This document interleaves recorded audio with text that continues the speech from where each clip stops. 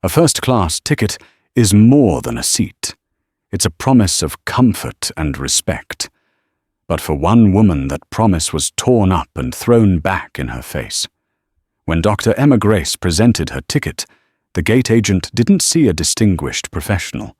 She saw an opportunity for prejudice. Demoted from her spacious seat at the front to the cramped, humiliating last row of the aircraft, Emma endured the flight with quiet dignity. What the airline staff didn't know was that their unimportant passenger wasn't just any traveler. She was the one person who held the power to ground their entire operation, the director of the Federal Aviation Administration. And she was taking notes.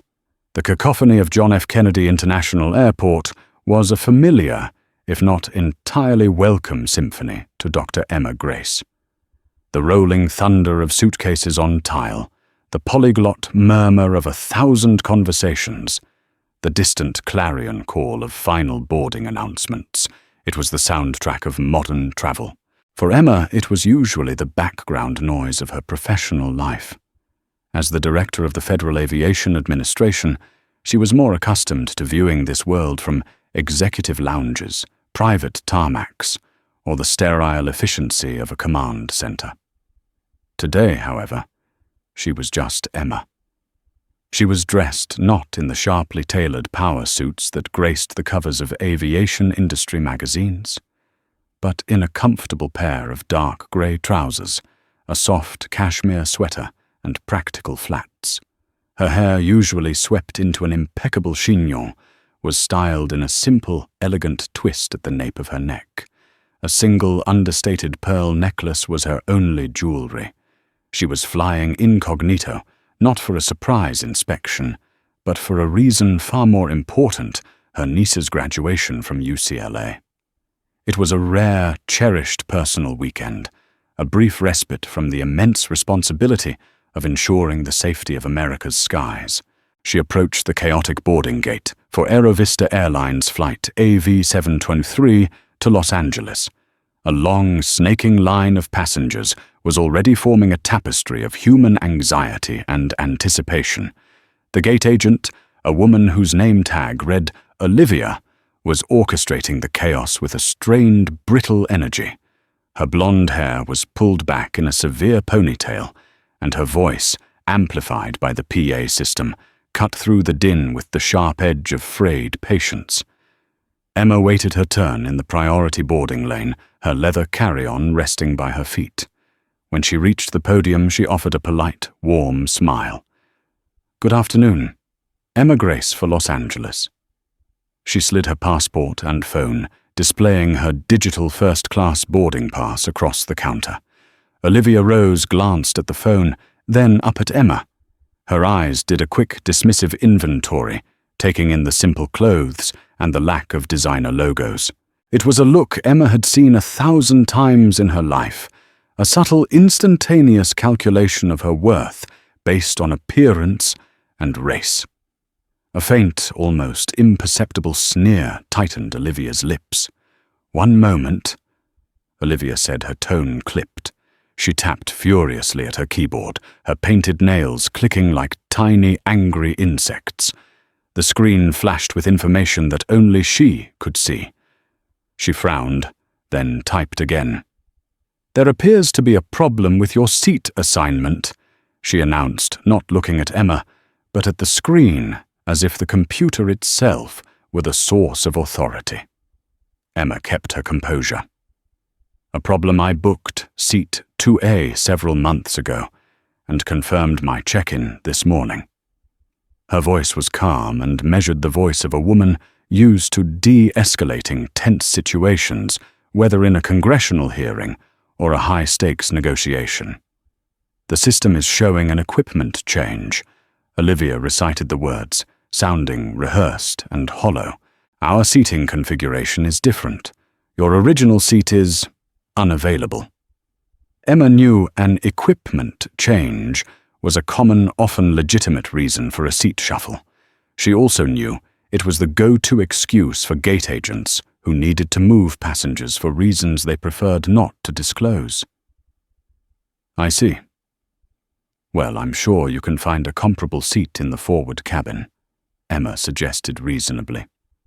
Olivia finally looked up, her blue eyes cold and devoid of any desire to be helpful. All we have is what the system gives me. I need you to step aside for a moment, Mom. I have other passengers to board. I'll see what I can do. It wasn't a request, it was a command, a dismissal. Emma felt a familiar prickle of frustration, but she channeled it into quiet observation. She nodded curtly and moved to the designated waiting area, watching as Olivia proceeded to board a dozen other first-class passengers with smiles and cheerful greetings. She saw Olivia exchange a knowing glance with a male passenger who slipped her a folded piece of paper, a frequent flyer looking for an upgrade, no doubt. Emma stood for 15 minutes, a pillar of patience amidst the swirling tide of travelers. Families with crying children, anxious business travelers and excited tourists all flowed past her through the gate and down the jet bridge. She was rendered invisible, a problem to be dealt with later. She watched Olivia's every move, her professional mind cataloguing the interaction, the dismissive tone, the flimsy excuse, the clear prioritization of other passengers. This wasn't just poor customer service. It was a targeted, slight, a petty abuse of power that she knew all too well. The storm was gathering, but for now it was contained within the quiet, observant mind of the most powerful woman in American aviation. The final boarding call echoed through the terminal, a digital trumpet signaling the imminent departure. The once teeming gate area had thinned to a few stragglers gathering their belongings. Only then did Olivia Rose deign to acknowledge Emma's existence again. She gestured with an impatient flick of her wrist, not even bothering to call Emma's name. Emma walked back to the podium, her expression unreadable. She maintained a deliberate calm, refusing to give Olivia the satisfaction of seeing her flustered. "All right, I've found something for you," Olivia said, her voice laced with the condescending magnanimity of someone bestowing a great favor. She began printing a new boarding pass. The cheap, flimsy paper spooled out of the machine with a high-pitched whine. "Is it a seat in first class?" Emma asked, already knowing the answer. Olivia didn't respond immediately. She tore the boarding pass from the printer with a flourish and slapped it onto the counter. "This is your new seat, 38B. You'll need to board now, or you'll miss the flight." Emma looked down at the ticket. 38B, a middle seat. In the very last row of the aircraft, the humiliation was as stark and deliberate as a slap in the face. It wasn't a comparable seat. It wasn't even a decent seat in economy. It was the worst possible seat on the plane, a non-reclining sliver of space, wedged between two strangers right next to the noise and smell of the lavatories. This was no equipment change. This was a message.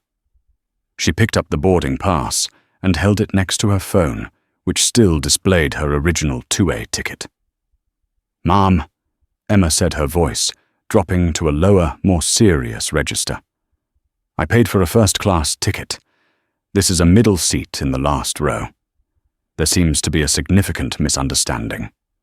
Olivia leaned forward, bracing her hands on the counter. The pretense of customer service was gone, replaced by undisguised hostility. "There's no misunderstanding. The flight is full. It's this seat, or you can wait for the next flight, which isn't until tomorrow morning. Your choice. But you need to make it now." She glanced pointedly at the gate door, where another agent was waiting to close it. The subtext was clear. People like you should be grateful to be on the plane at all. For a fleeting moment, Emma considered her options. She could unleash the full force of her authority right here, right now. She could make one phone call and have Olivia's supervisor, the station manager, and possibly the airline's vice president, scrambling to this gate within minutes. The ensuing chaos would be spectacular.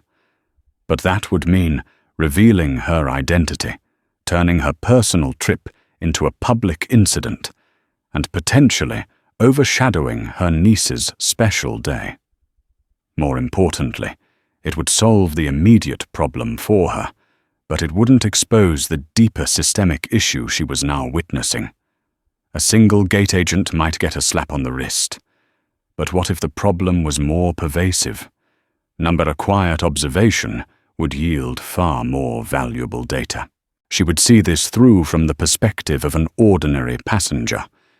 She would experience Aerovista's culture firsthand. With a resolve that settled over her like a cloak of ice, Emma made her decision. She tucked the new offensive boarding pass into her handbag alongside her original ticket. She gave Olivia a long, steady look, a look that held no anger, only a profound and chilling sense of appraisal. "I will take the seat," Emma said, her voice even, "but I will be keeping a record of this entire interaction. I trust you will do the same. Your name is Olivia Rose, is that correct?" The direct use of her name seemed to rattle Olivia for a second. A flicker of uncertainty crossed her face before the mask of arrogance slammed back into place. "Board the plane," she snapped, turning away to busy herself with paperwork, the discussion now officially over in her mind. As Emma walked down the jet bridge, she felt the stares of the flight attendants waiting at the aircraft door. The message had clearly been passed along. A difficult passenger was coming. The demotion wasn't just a logistical change, it was a deliberate act of putting someone in their place. And as she stepped across the threshold into the aircraft, she knew that Olivia Rose had just made the biggest mistake of her career. She simply had no idea how big. Stepping onto the aircraft felt like crossing into enemy territory. The air inside was cool and sterile, but the atmosphere was thick with tension. At the entrance, 2 flight attendants stood guard. The senior of the 2, a woman with harsh, dark lipstick and a name badge that read Brenda, gave Emma a look of pure disdain. "Welcome aboard Aerovista." Brenda said the words, a hollow formality. Her eyes immediately dropped to the boarding pass in Emma's hand, noting the seat number 38B. Her lips curled into a smug little smile. As Emma moved into the aisle, she had to pause as other passengers stowed their luggage. Her original seat 2A was directly to her left. A portly businessman in a wrinkled suit was settling into it, already kicking off his shoes and accepting a pre-departure glass of champagne from another attendant. He caught Emma's eye, a flicker of recognition in his. He was the man who had been speaking conspiratorially with Olivia at the gate. He raised his glass to her with a triumphant smirk before turning his attention to the in-flight magazine. The puzzle pieces clicked into place. This wasn't an overbooking. It was a backroom deal, a cheap upgrade for a friend or a frequent complainer facilitated by removing the one passenger Olivia felt she could bully without consequence. Emma's jaw tightened, but she pressed on, beginning the long, humiliating walk of shame down the length of the plane. It felt like a gauntlet. The wide plush seats and generous legroom of first class gave way to the slightly less generous business class, and then to the cramped 3x3 configuration of economy. Every passenger she passed seemed to be watching her, their faces a mixture of pity and indifference. As she navigated the narrow aisle, Brenda Jenkins, the lead flight attendant, followed a few paces behind, ostensibly to manage the cabin, but clearly to shadow her. When Emma paused to let someone pass, Brenda's voice cut through the air behind her. "Mom, you need to keep moving. We can't block the aisle. Your seat is at the very back." The emphasis on very was dripping with scorn. Emma ignored her and continued her journey. Finally, she arrived at row 38. It was even worse than she had imagined. The seats were narrower, the legroom non-existent, and the proximity to the 2 lavatories created a constant flow of traffic and a faint, unpleasant chemical odor. Her seat, 38B, was a veritable prison of cheap upholstery, wedged between a large man who had already spilled over the armrest and a nervous young woman who was clutching a travel pillow to her chest. After squeezing into her seat and stowing her small bag under the seat in front of her, Emma decided to make one final official attempt to resolve the situation on board. She unbuckled her seatbelt and stood waiting for Brenda to pass by. When the flight attendant appeared, Emma flagged her down politely. "Excuse me, I need to speak with you for a moment." Brenda stopped crossing her arms. "The seatbelt sign is on, ma'am. You need to be seated." "I will in a moment," Emma replied calmly. "I was the passenger moved from seat 2A. I have my original first-class ticket right here. I'm requesting that you rectify the gate agent's error." She held up her phone, showing the pristine digital pass for 2A. Brenda didn't even glance at it. Her face was a mask of practiced indifference. "Gate decisions are final," she said, her voice loud enough for the surrounding passengers to hear. "We have no control over seating assignments once the door is closed. Now please sit down. You are delaying our departure. This isn't a simple assignment issue. It's a matter of a ticket I paid for and the service I was denied." Emma pressed, keeping her voice low and professional. This was a mistake.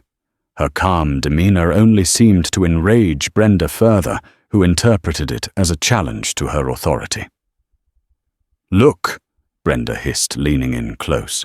"I don't know what kind of trouble you caused at the gate, but it ends here. You have a seat, and you should be happy with it. One more word, and I'll have the captain come back here." "Do you want me to get the captain?" It was a blatant threat designed to intimidate and silence. The man in the aisle seat stared resolutely ahead, pretending not to hear. The young woman by the window shrank further into her seat. In that moment, Emma was completely isolated. A junior flight attendant, a young woman named Chloe with kind eyes, was watching the exchange from the galley, her face pale with discomfort. She looked away as soon as she caught Emma's eye, too new or too scared to intervene. Defeated for the moment, Emma sat down. The humiliation burned hot in her chest, but on the surface she was a placid lake. The cabin doors closed with a final sealing thud. The engines began to whine. She was trapped for the next 5 hours. But so were they. Brenda and her crew thought they had won. They thought they had put a difficult passenger in her place. What they had actually done was lock themselves in a steel tube, 30,000 feet in the air, with their industry's chief regulator. And the audit had just begun. As Flight AV Lesentur 3 ascended through the clouds, leaving the New York skyline behind, a profound shift occurred within Emma Grace. The sting of personal humiliation receded, replaced by the cold, analytical mindset of the FAA director. Her personal trip had just become a field observation. The cabin of this airplane was now a microcosm, a case study in the culture of Aerovista Airlines. She wasn't just a wronged passenger anymore. She was a federal official, witnessing potential regulatory failures in real time. She didn't read her book or watch a movie. Instead, she observed. Her senses were heightened, her mind a silent recorder, noting every detail with forensic precision. The first infraction was minor but telling. During the initial beverage service, Brenda and another flight attendant worked the front of the economy cabin. Their service was perfunctory, their smiles thin and forced. When a passenger in row 25 politely asked for a full can of soda, Brenda rolled her eyes and said, "We only give out cups, it's policy," before moving on without another word. Yet minutes later, Emma watched as the same attendant discreetly passed 2 full cans to a handsome man in row 15 with a wink. The policy was arbitrary, a tool to be applied or ignored based on whim. Then the turbulence hit. A sudden jarring shudder shook the aircraft, causing the captain to switch on the seatbelt sign and make a calm announcement for passengers and crew to take their seats. Emma instinctively looked toward the galley. The service cart was still in the aisle unattended. Brenda, who had been chatting with a colleague, slowly and grudgingly, began to push it back toward the galley. She failed to properly latch it into its storage bay before sitting down. During the next big jolt, the heavy cart rolled out several feet, its unsecured metal drawers rattling ominously before it was stopped by the quick action of Chloe, the junior attendant, who rushed to secure it properly. Emma's blood ran cold. An unsecured service cart in moderate turbulence could become a 200-pound projectile. It was a serious safety breach, a direct violation of FAA regulations. It was laziness that could have led to severe injury. She noted the time, the approximate location, and the names of the crew involved. Throughout the flight, the call buttons from the rear of the cabin were routinely ignored. An elderly man, a few rows ahead of Emma, pressed his button, needing assistance to get to the lavatory. It stayed illuminated for nearly 10 minutes. Emma could see Brenda and another crew member laughing and scrolling on their personal phones in the galley, deliberately ignoring the chime. Finally, Chloe noticed and hurried to the man's aid, offering him a steady arm and a kind word. Emma saw a clear pattern emerging. There was a toxic command structure within the crew, led by Brenda Jenkins. Her laziness and poor attitude infected the service, creating an environment where rules were bent for favored passengers and safety protocols were treated as mere suggestions. Chloe, the young attendant, was a stark contrast. She was diligent, attentive, and professional, constantly moving through the cabin, checking on passengers and trying to compensate for her senior's negligence. She moved with an efficiency that spoke of good training, but also with a hesitancy that suggested she was intimidated by Brenda's abrasive leadership. At one point, Chloe was working her way down the aisle collecting trash. When she reached Emma's row, she paused. Their eyes met, and in that brief moment, Chloe's professional mask slipped. Her expression was one of sincere apology. "Mum," she whispered, leaning in slightly, "can I get you anything, a bottle of water, a snack from the front?" It was a small gesture, but it was an act of quiet rebellion against the hostile environment Brenda had created. "A bottle of water would be lovely, thank you," Emma replied, her voice equally soft. "What is your name?" "Chloe," she answered, offering a small, nervous smile. "Thank you, Chloe. I appreciate your professionalism," Emma said, making sure her words carried a specific weight. Chloe returned moments later with a chilled bottle of water, the kind usually reserved for the premium cabins. She handed it to Emma with a nod before quickly continuing her duties. It was a simple act of kindness, but to Emma it was a critical data point. It proved that the airline's problems weren't necessarily universal. There were good employees like Chloe trapped in a toxic system. For 5 hours, Emma sat in her cramped middle seat, a silent observer. She felt the discomfort, the indignity, the casual neglect. But she also saw the safety lapses, the regulatory non-compliance, and the cultural rot. This was no longer about a stolen first-class seat. This was about the safety of every single passenger who flew on this airline. By the time the wheels of the aircraft touched down at LAX, Emma Grace had a comprehensive unwritten report in her mind, and she knew exactly what her first call would be. The gentle bump of the wheels touching the runway at LAX sent a collective sigh of relief through the cabin of Flight AV-1123. For most passengers, it signaled the end of a long journey. For Emma Grace, it signaled the beginning of her work. The usual frenzy erupted as the seatbelt sign pinged off the rustle of clothing, the clicking of overhead bins, the low murmur of conversations as people reconnected with the world via their phones. Emma, however, remained perfectly still in her seat. She was an island of tranquility in a sea of frantic motion. She had no desire to join the crush of bodies in the aisle. Her time in seat 38B was not quite over. She would see this experience through to its absolute conclusion.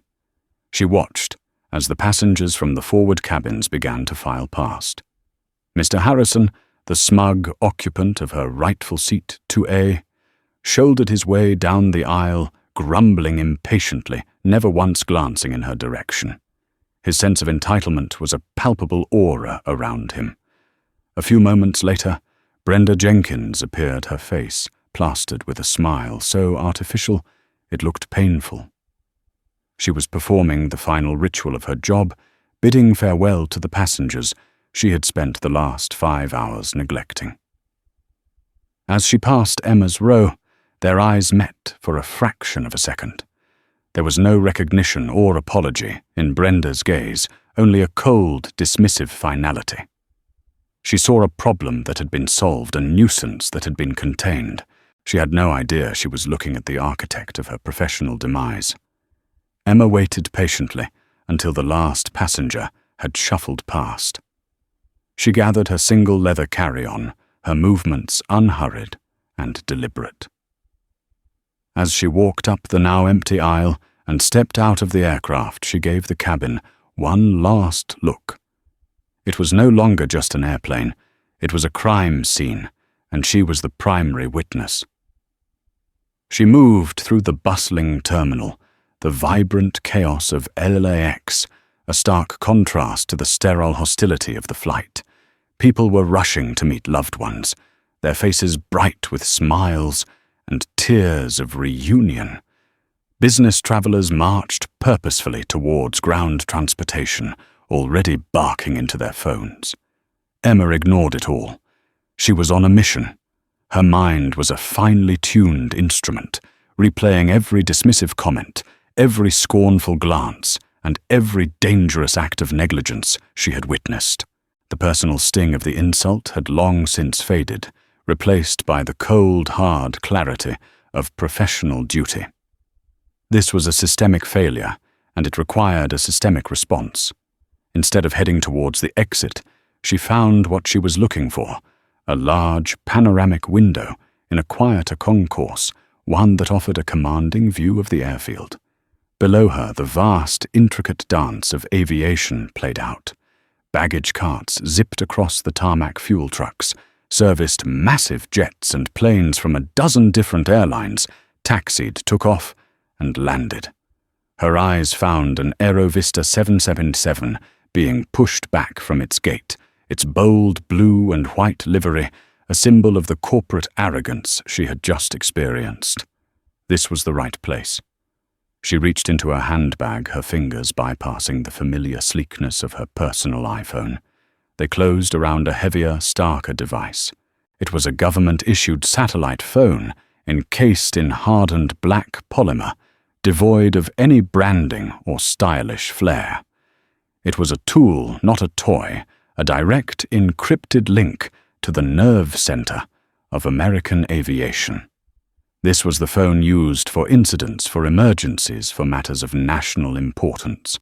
In her mind, what she had witnessed on Flight AV-723 qualified. She dialed a single memorized number. It was answered before the first ring had even finished. Director's office, this is Mark. The voice of her chief of staff was, as always, crisp and efficient. Mark, it's Emma, she said, her own voice steady and calm. Are you in a secure location? The question immediately changed the tenor of the call. Yes, Director. I'm in your office, he replied, a note of alert attention now in his tone. Is everything all right? Your flight should have just landed. The flight has landed, but everything is not all right, Emma stated. I need you to listen very carefully and execute 2 directives for me immediately. First, I want you to get Ethan James on a secure line. He is the Executive Vice President of Operations for Aerovista Airlines. You will use my authority to bypass any gatekeepers. I don't care what he is doing. You will interrupt him. Conference us in. This is a matter of urgent federal concern. There was a brief pause, filled only with the sound of furious typing from Mark's end. Ethan James, Aerovista. Understood, Director. And the second directive. I am initiating a director-level inquiry into Flight AVIL 7223 JFK to LAX today's date. I need you to pull the complete flight and crew manifest immediately.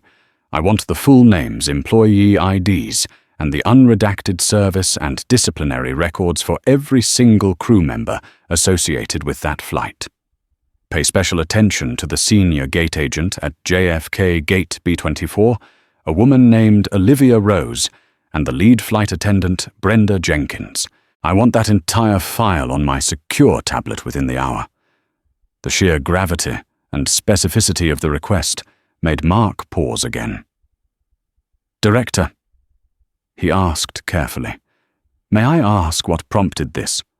Was there an incident reported by the flight crew? Emma gazed down at the Aerovista jet, now taxiing towards the runway. No, Mark, she said, her voice dropping to an icy, chillingly personal register. The incident was not reported by the crew. It was experienced by me. I was a passenger on that flight. She let the statement hang in the air for a moment before delivering the final devastating detail. I was in seat 38B. Ethan James, Executive Vice President of Operations for Aerovista Airlines, was in his element. He stood at the head of a gleaming mahogany table in the 40th floor boardroom, a space designed to project power and invincibility.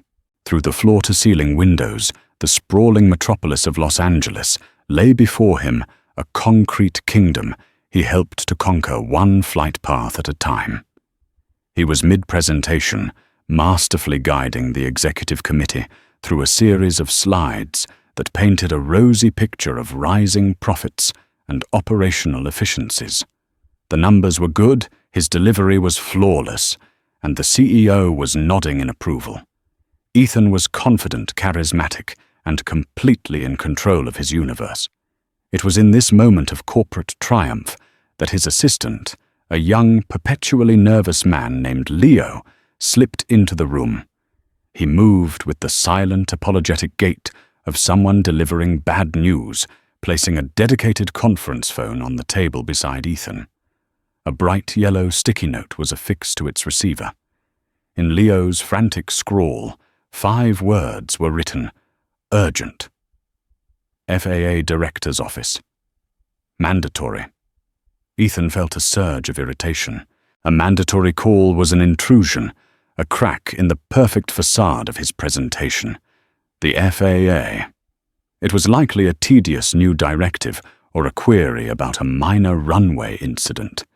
He shot Leo a withering glare for the interruption before offering the board a practiced, reassuring smile. Gentlemen, if you'll excuse me for a moment. It seems Washington calls. I'm sure it won't take but a minute. He strode into his adjoining private office, the plush carpet swallowing the sound of his expensive Italian shoes. He closed the heavy glass door shutting out the boardroom, but not his annoyance. He sank into his high-back leather chair, the skyline of his kingdom behind him, and picked up the receiver. "This is Ethan James," he announced, his voice smooth and imbued with the easy authority of a man who rarely had to ask for anything twice. "Mr. James, please hold for Director Grace," a dispassionate male voice instructed. Ethan's posture straightened slightly. The director, Emma Grace. He knew the name, of course. She was a formidable figure, a woman spoken of in aviation circles with a mixture of respect and fear. He had never spoken with her directly. He cleared his throat, his annoyance quickly morphing into a cautious curiosity. A moment later, a woman's voice came on the line. It was calm, measured, and carried an intrinsic weight that made Ethan feel as if he were suddenly the junior executive in the room. "Mr. James, this is Dr. Emma Grace. Thank you for taking my call." "Director Grace, the honor is all mine," Ethan said, his corporate charm automatically engaging. "To what do I owe the pleasure? I hope there isn't a problem." "There is a problem, Mr. James, a significant one." Emma stated, her tone utterly devoid of pleasantries. It was the voice of a regulator, not a colleague. "I'm calling you about flight AV-73 from JFK to LAX, which landed a short while ago." Ethan's mind instantly began shuffling through data. He swiveled in his chair to face his desktop computer, his fingers flying across the keyboard. He brought up the flight's operational log. AV-73. Yes, I see it here. Landed on time, no pilot-logged incidents, no maintenance flags. Was there a security issue I haven't been briefed on? You could call it an incident, Emma replied, her voice as cool and sterile as an operating theatre. I want you to listen very carefully. I am going to recount the events of my day, and you are not to interrupt me. The command was so absolute that Ethan felt an involuntary prickle of unease. He leaned forward, listening intently as this powerful woman on the other end of the line began to speak. She started at the check-in podium at JFK, and with a terrifying forensic level of detail, she painted a picture of gross incompetence and prejudice. She named the gate agent Olivia Rose. She quoted Olivia's exact words, "Equipment change. Your seat is unavailable." She described her calm, reasonable inquiries being met with dismissal and contempt. Ethan scribbled furiously on a legal pad, "Passenger complaint, first class, JFK, Olivia Rose." His mind was already in damage control mode. A high-profile passenger clearly well connected to have the director's ear had been mistreated. It was bad but manageable. He would fire the gate agent, issue a profound apology, and offer a mountain of frequent flyer miles and flight vouchers. He would smooth this over. Then Emma's narrative moved onto the aircraft itself. "I was issued a new boarding pass, Mr. James, for seat 38B. Ethan's pen stopped moving. 38B, the last row, a middle seat. He felt a knot tighten in his stomach. This was worse than he thought. This wasn't just a mishandled upgrade. This was a calculated act of humiliation. "On board your aircraft," Emma continued, her voice an icy monotone, "my attempts to resolve the issue with your lead flight attendant, a Ms. Brenda Jenkins, were not only rebuffed, but met with open hostility. I was threatened with having the captain removed from the cockpit to deal with me. I was told, and I quote, 'You have a seat and you should be happy with it.'" The knot in Ethan's stomach became a cold, heavy stone. He could practically hear the multi-million-dollar lawsuit being filed. This was a public relations disaster of the highest order. He waited for her to finish his mind racing. When she finally paused, he jumped, in his voice oozing practiced sincerity. "Director Grace, I am at a loss for words. On behalf of every single employee at Aerovista Airlines, I am utterly appalled and deeply sorry. This is not our standard. It is a disgusting aberration. I assure you the employees involved will face the most severe disciplinary action. If you'll allow me, I will have my team arrange a full refund, of course, and a first-class travel voucher for you and your family to anywhere we fly for the next 5 years. We will do whatever it takes to make this right. Stop talking, Mr. James," Emma commanded. Her voice was no longer cold, it was diamond hard. It cut through his corporate platitudes and silenced him instantly. "You are still operating under the mistaken assumption that my primary concern is my personal comfort or financial compensation." The line went silent for a long, agonizing moment. Ethan held his breath, the hairs on the back of his neck standing up. What could be worse than this? "My concern, Mr. James," she resumed, "is the litany of Federal Aviation Regulation violations I personally witnessed after your staff relegated me to the back of your aircraft. My concern is the unsecured service cart that came loose from its galley latch during a period of moderate turbulence, a direct and dangerous violation of Regulations 121.55 from 76. My concern is the systemic failure of your cabin crew to respond to passenger call lights a dereliction of their primary duty of care, which could have fatal consequences in a medical emergency. My concern is the toxic, insubordinate culture demonstrated by your senior crew, which creates an environment where safety protocols are viewed as optional. My comfort is utterly irrelevant. Your airline's flagrant non-compliance with the federal laws that keep passengers alive is not. Every word struck Ethan James with the force of a physical blow. He felt the room tilt. Unsecured cart, regulation violations. And then the final horrifying realization crashed down upon him, a tidal wave of ice and dread. She hadn't been calling on behalf of a wronged passenger. She was the wronged passenger, the woman who was threatened by a flight attendant, the woman who was demoted and humiliated, the woman who was sitting in the worst seat on the plane was the director of the Federal Aviation Administration. You were the passenger in 38B. He stammered, his voice, a choked, unrecognizable whisper. The panoramic view from his window suddenly seemed mocking, a vista of a kingdom he was about to lose. I was, Emma confirmed, her voice, now devoid of any emotion at all. It was the voice of judgment. And from my vantage point in 38B, I had a very clear and unobstructed view of the operational deficiencies and cultural rot within Aerovista Airlines. So this is what is going to happen. By 9 a.m. Eastern Time, tomorrow I expect a full unredacted report on this incident on my desk. It will include the complete service and disciplinary histories of Ms. Rose and Ms. Jenkins, and a sworn affidavit explaining why my confirmed seat was given away. Secondly, at 8 a.m. local time tomorrow, a top-tier FAA Safety and Compliance Task Force will be arriving at your JFK and LAX hubs. They will not be making an appointment. They will have full and unrestricted access to all personnel, all aircraft, and all records. I suggest you call your station managers and instruct them that anything less than absolute and immediate cooperation will be considered obstruction of a federal investigation.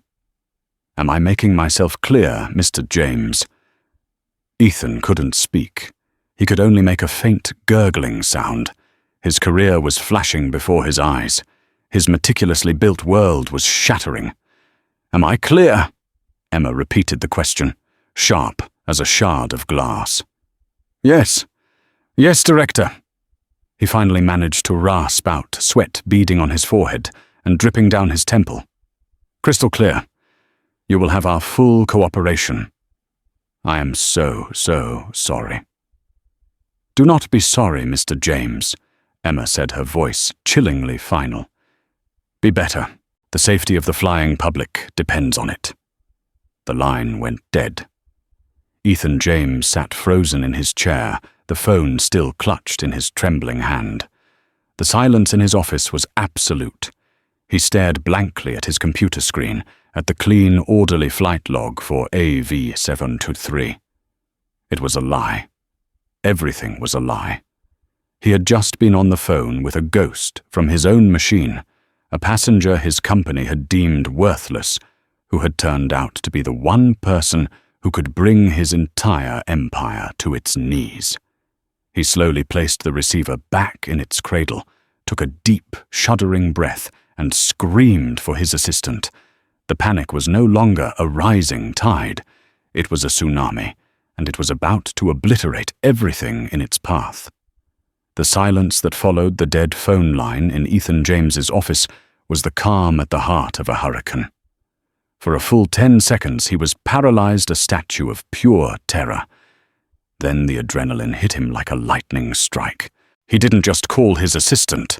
He burst from his office, his face ashen, his eyes wide, with a primal fear that sent a wave of panic through the entire executive floor. "Get me CEO Thompson on a secure line now," he bellowed, his voice cracking. "Get legal. Get HR. Get in-flight services. Conference call. Emergency priority 1. Move." The ensuing conference call was not a discussion. It was an exercise in corporate terror.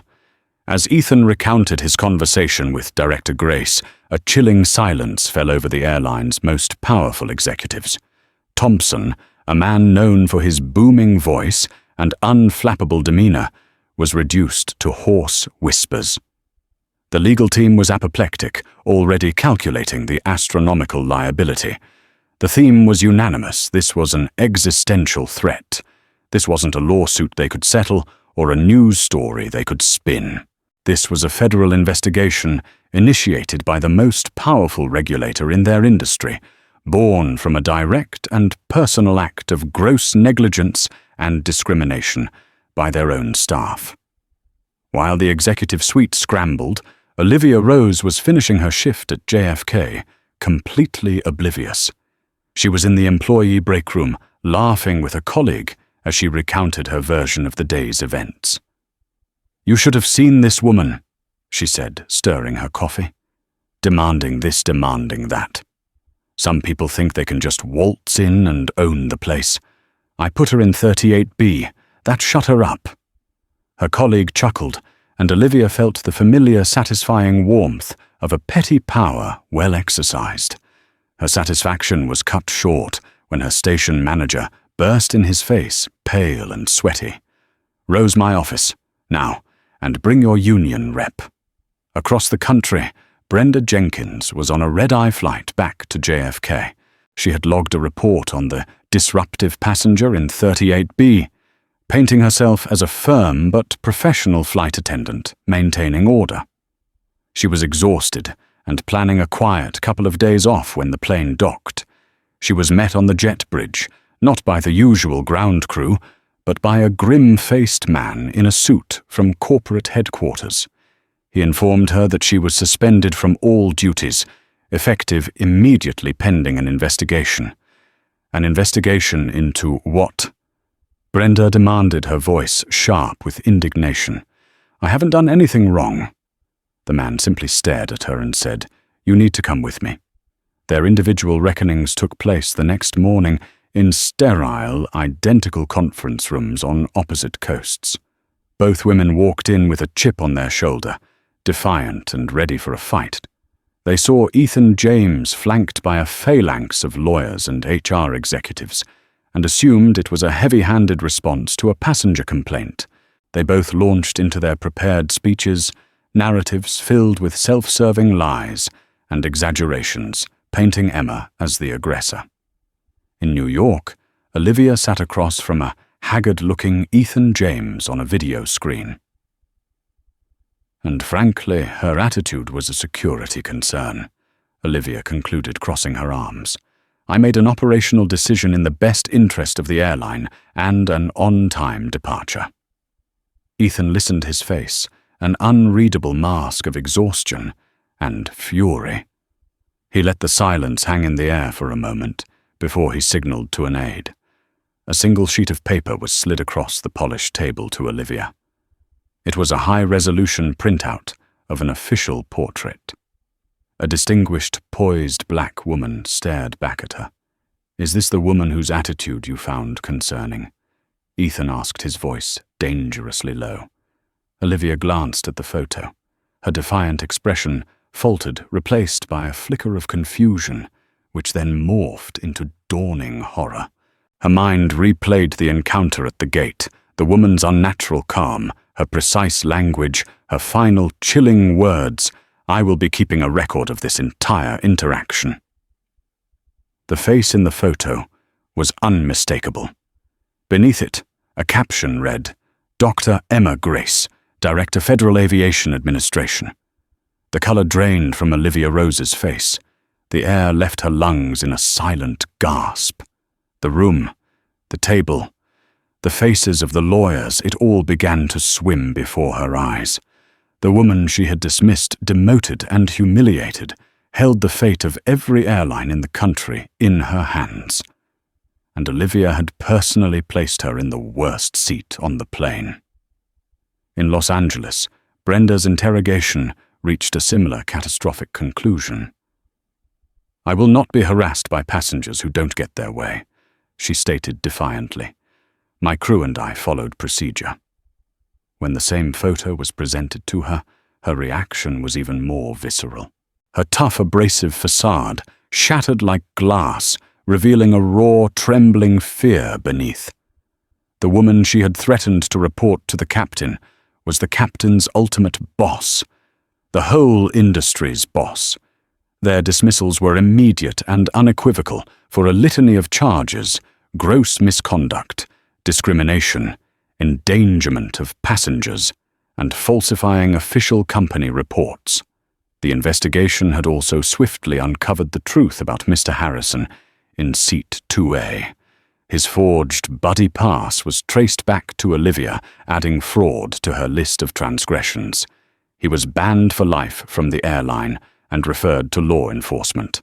Precisely at 8 a.m. the next morning, as Emma had promised, the real storm hit. Teams of FAA auditors clad in dark conservative suits and carrying an air of grim purpose walked into Aerovista's hubs at JFK and LAX. They didn't ask for permission, they presented badges and warrants. They turned conference rooms into command centers and began a systematic top-to-bottom dissection of the airline's operations. Employees were pulled from their duties and interviewed under oath. Maintenance logs, training certificates, HR complaint files, and internal emails were seized. The atmosphere was not one of a routine audit, it was of a federal raid. A sense of dread spread through the workforce like a virus. The final report, when it was released weeks later, was a public execution. Aerovista Airlines was slapped with a staggering $22 million fine, the largest of its kind in over a decade, for a combination of safety breaches, systemic regulatory non-compliance, and civil rights violations. But the financial penalty was almost secondary. The airline was placed under a 3-year consent decree, effectively a form of federal probation. Their entire training and customer service protocol was to be scrapped and rebuilt under the direct supervision of an FAA-appointed oversight committee. Federal monitors would have permanent on-site offices at their corporate headquarters. The news exploded. Headlines screamed from every major news outlet. The passenger in 38B, how one woman's humiliation grounded an airline. Aerovista's stock price nosedived. Passengers cancelled bookings in droves, their loyalty shattered. The company was forced to launch a humiliating apology tour with CEO Thompson appearing on national television, his face a mask of contrition. Months later, the seasons had changed in Washington, D.C.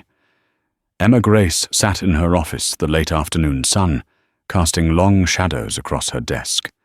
She was reviewing the first quarterly report from the FAA Oversight Committee at Aerovista. The changes were significant. New leadership was in place. The culture, once toxic and complacent, was slowly, painfully being remade into one of accountability. Near the end of the report, a special commendation caught her eye. A junior flight attendant, Chloe had been repeatedly praised in passenger feedback forms and by her peers for her exceptional service and professionalism during a period of intense crisis. She had been promoted to a cabin leadership training program. Emma closed the file, a flicker of quiet satisfaction in her eyes. It was never about personal revenge. The insult she had endured was merely a symptom of a deeper disease. Her response was the only one her position and her conscience would allow. It was a painful, costly, and necessary cure. By enduring the fire of humiliation in Seat 38B, she had been able to wield a cleansing fire, purging the rot and ensuring that for countless anonymous passengers to come, the promise of safety and respect would be more than just words on a ticket. It would be a guarantee. This story serves as a powerful reminder that looks can be deceiving, and that prejudice, no matter how casual, can have monumental consequences. Dr. Emma Grace's quiet dignity, in the face of blatant disrespect, turned a personal slight into a catalyst for industry-wide change. It wasn't about revenge, it was about accountability. The staff of Aerovista Airlines thought they were putting an ordinary woman in her place, but they ended up facing the full force of the very system they were supposed to uphold. It proves that a person's true authority isn't in a fancy suit or a first-class seat, but in their character and their commitment to doing what's right. If this story of karmic justice resonated with you, please hit that like button and share it with someone who needs to hear it. Don't forget to subscribe and turn on notifications so you won't miss our next story. What did you think about the crew's actions? Let us know in the comments below.